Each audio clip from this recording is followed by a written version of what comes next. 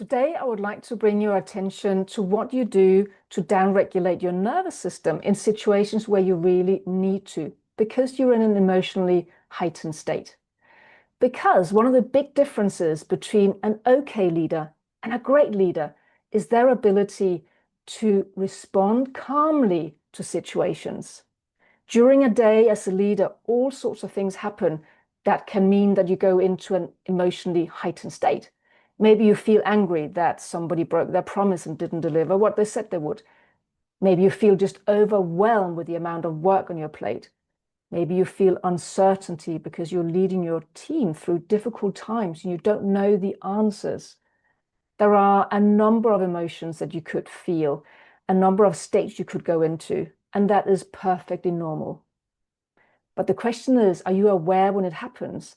And are you able to calm yourself down enough that you can have rational, deliberate conversations where you respond to the conversation or the situation instead of just reacting and being on autopilot? Because when we react, because we feel angry or we feel worried or we feel overwhelmed, we're not the best version of ourselves as a leader.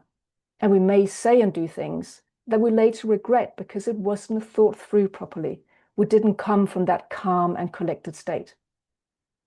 So my question to you is, are you aware of when you are in a heightened emotional state? And are you aware in that moment of maybe pausing and taking a step back, even if it's counterintuitive, because you want to quickly respond, don't you? You want to quickly deliver. But as a leader, we need that perspective. We need to take that step back. Notice what is happening in our body. Whoa, I feel really worried right now. I feel really angry right now. And I'm about to write an email, which is not from that calm state. So what do you do in that moment to downregulate yourself? Well, using the breath is one of the most powerful techniques. I think we all know that by now, but are you using it enough to your advantage? A very, very quick technique is to extend your out breath for twice as long as your in breath. So for instance, if you breathe into the count of 3, you would breathe out to the count of 6. That has an immediately calming effect on you if you do it for a couple of minutes. Another very immediate technique, also a breath technique, is what Andrew Huberman refers to as a physiological sigh. It is 2 very rapid in-breaths followed by a long out-breath. So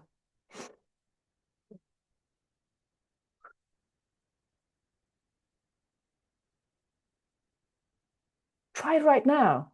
Breathe like this. Do it 2 or 3 times.